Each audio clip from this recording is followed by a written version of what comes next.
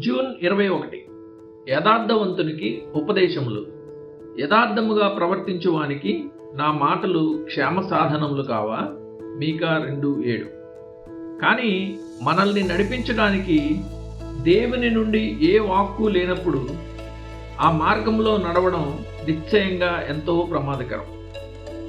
తమ అంతరంగాన్ని జాగ్రత్తగా పరీక్షించుకుని పవిత్ర హృదయంతో కూడిన యథార్థతను కనపరిచిన మీకు నేను ఇచ్చే సలహా ఏంటంటే, సత్యం అనే దట్టిని మీ నడుముకు గట్టిగా కట్టుకుని అనుదిన జీవితంలో యథార్థతను అభ్యసిస్తూ నడవండి.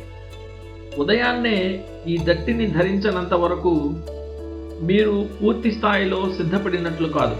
ఎందుకంటే నడుము కట్టు లేని వానికి దేవుని దీవెన లేనట్లే అనే సామెత అక్షరాల నిజం.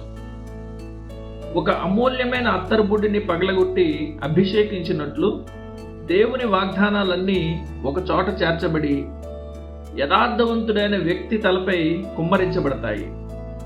యథార్థముగా ప్రవర్తించువానికి నా మాటలు క్షేమ సాధనములు కావా? మీకా 2:7.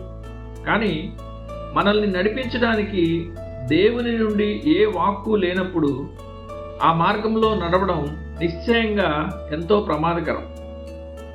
దేవుని వాక్యం తన మార్గానికి అడ్డంగా నిలిచినప్పుడు కూడా ఇంకా ముందుకు వెళ్ళడానికి సాహసించేవాడు మూర్ఖుడు. వాక్యం ఎక్కడైతే ఆశీర్వదించదో అక్కడ అది శపిస్తుంది.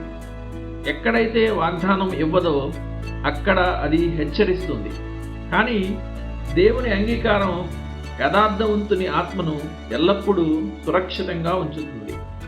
యథార్థవంతుడైన క్రైస్తవుడు సూర్యోదయం నుండి సూర్యాస్తమయం వరకు తన పని నిమిత్తం ప్రయాణించే బాటసారి లాంటి వాడు. ఒకవేళ ఏదైనా కీడు అతడిని తాకాలని చూస్తే దేవుడే స్వయంగా ఆ బాధ్యతను తీసుకుంటాడు. దేవుని వాగ్దానం ఆ పరిశుద్ధిని పక్షాన ఉంటుంది కనుక ప్రార్థనలో ఆ వాగ్దానాన్ని వేడుకోవడం ద్వారా అతడు తన నష్టాన్ని దేవుని కృప ద్వారా తిరిగి పొందుకోగలడు. ఎందుకంటే అతన్ని కాపాడడానికి తండ్రి అయిన దేవుడు స్వయంగా బాధ్యత వహించి ఉన్నాడు.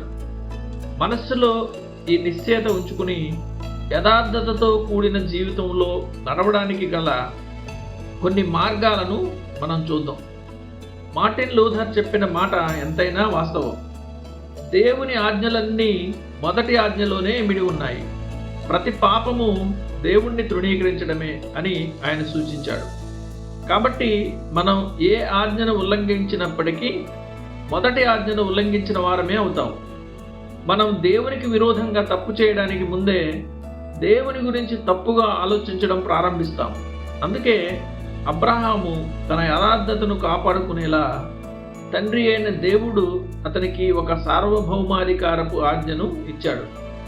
నా సన్నిధిలో నడుచుచు నిందారహితుడువై ఉండు. ఆదికాండము 17:1. దేవుని ఎదుట ఉన్న ఈ యథార్థతే మోషే నడుముకు సత్యమనే దట్టిని బిగ్గరగా ఉంచింది. ఐగుప్తు దేశపు లోక సంపదలేవి అతనికి లంచంగా ఎరచూపలేకపోయాయి.